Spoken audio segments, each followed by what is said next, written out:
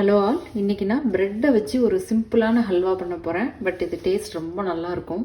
ரொம்ப சீக்கிரமாக பண்ணிடலாம். ப்ரெட்டு நெய் 2 இருந்தால் போதும். மற்றதெல்லாம் வீட்டில் எப்போவுமே இருக்கிறது தான். முதல்ல இன்க்ரீடியன்ட்ஸ் என்னென்னா, ப்ரெட்டு வந்து 4 ஸ்லைசஸ் எடுத்திருக்கேன். ஒயிட் ப்ரெட்டாக இருந்தால் நல்லாயிருக்கும். அதுக்கப்புறம் 1/2 கப்பு சுகர் எடுத்திருக்கேன். உங்களுக்கு எவ்வளோ சுகர் வேணுமோ அவ்வளோ எடுத்துக்கலாம். அதுக்கப்புறம் முந்திரி, திராட்சை, அப்புறம் நெய் கொஞ்சம் எடுத்துக்கணும்.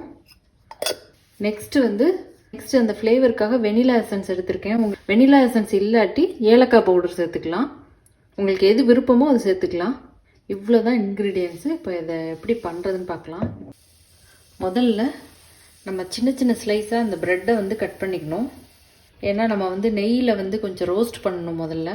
அதுக்கு ரொம்ப சின்ன சின்ன பீசஸாக இருந்தால் கொஞ்சம் நல்லாயிருக்கும், ஈஸியாக இருக்கும். இந்த சைஸ் இருந்தால் போதும்.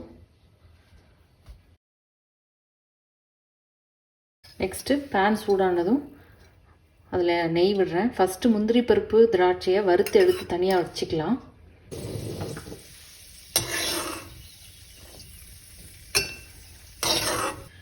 நெக்ஸ்ட்டு அதே பேனில் இன்னும் கொஞ்சம் நெய் விட்டு ப்ரெட்டை வந்து நல்லா ப்ரௌன் கலரில் ஃப்ரை பண்ணி எடுக்கணும்.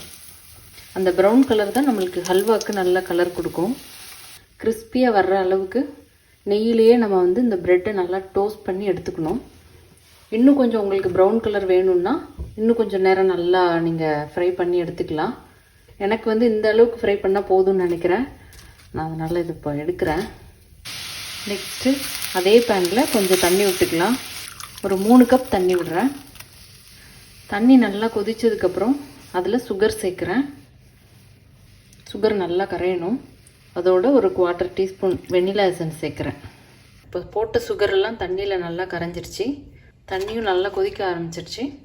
இதில் வந்து நான் அந்த ப்ரெட் ஸ்லைசஸை போடுறேன்.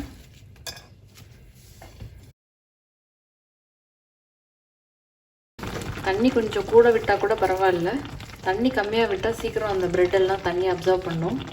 கரெக்டான ஹல்வா டெக்ஸ்சர் வேணும்னா நம்ம கூட கொஞ்சம் தண்ணி விட்டு அதுக்கப்புறம் நம்ம ஹீட் பண்ணி அந்த தண்ணியை வற்ற வச்சுக்கலாம். நல்லா அந்த மாதிரி மிக்ஸ் பண்ணி விட்டுறணும். அப்பப்போ மீடியம் ஃப்ளேமில் வச்சுட்டு கிளறி விட்டுட்டே இருக்கணும். இப்போ ஒரு 5 மினிட்ஸ் ஆகிருக்கு. இப்போ எனக்கு எக்ஸாக்டாக 7 மினிட்ஸ் ஆகிருக்கு. ஹல்வா வந்து நல்லா ஃபோல்டு பண்ணுற அளவுக்கு இந்த மாதிரி வந்திருக்கு. இப்போ இதில் திராட்சை முந்திரி போட்டு ஒரு 2 மினிட்ஸ் இதை கிளறி விடணும்.